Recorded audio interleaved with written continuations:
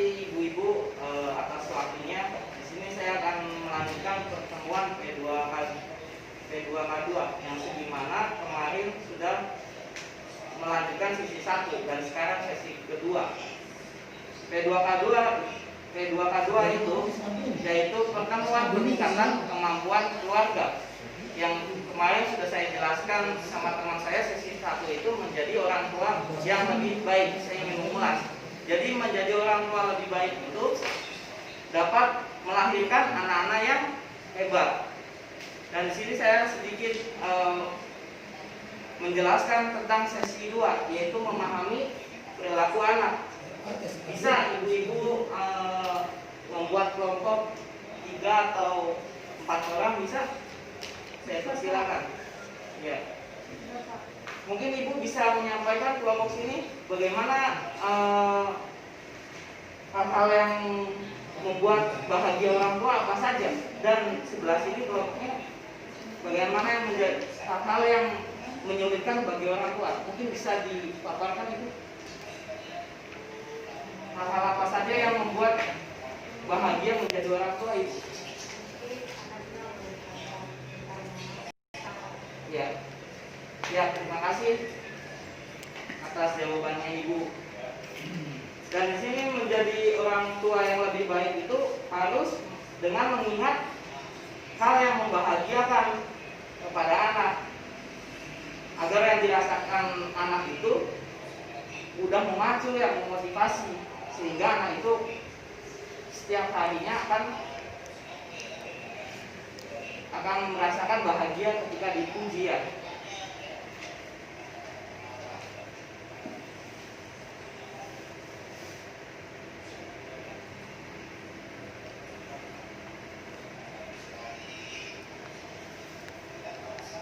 Sudah stop. Jadi di sini menjadi orang tua yang lebih baik itu harus dengan mengingat ya hal-hal yang membahagiakan yang dirasakan ibu-ibu sebagai orang tua, ya, dengan hal yang baik-baik. Mungkin karena ini dapat memperkuat tali kasih sayang kepada anak dan orang tua.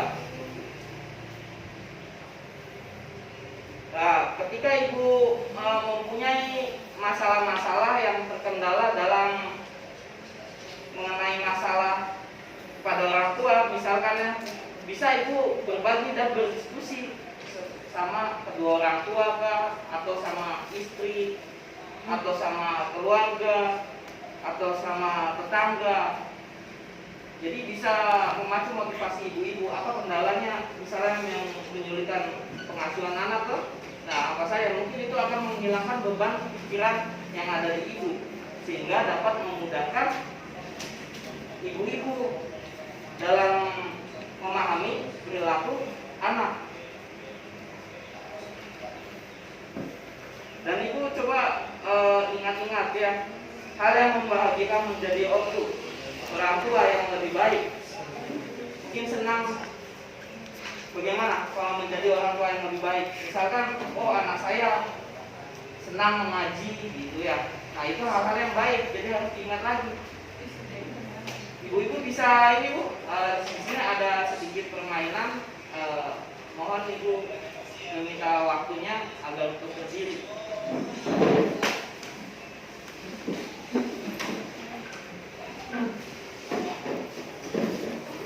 Saya langsung saja itu permainannya, Bu, ya. Hanya satu kali, ya.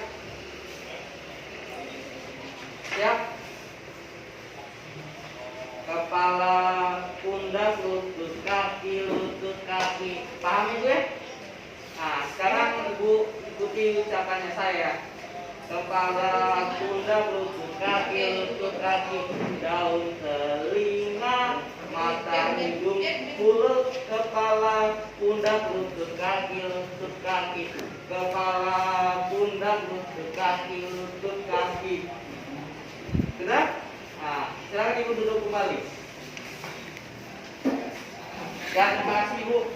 Tadi dapat permainan yang kita pelajari itu tentang apa, Bu? Sama tidak dengan perkataannya saya dan perbuatannya saya? Sama? Berbeda. Ah, iya begitu, berbeda. Jadi sebagai orang tua itu harus sejalan perkataan dan perbuatannya.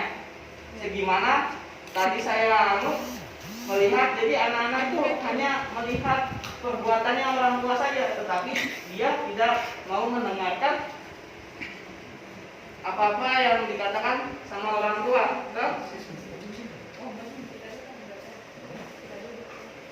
Tiga.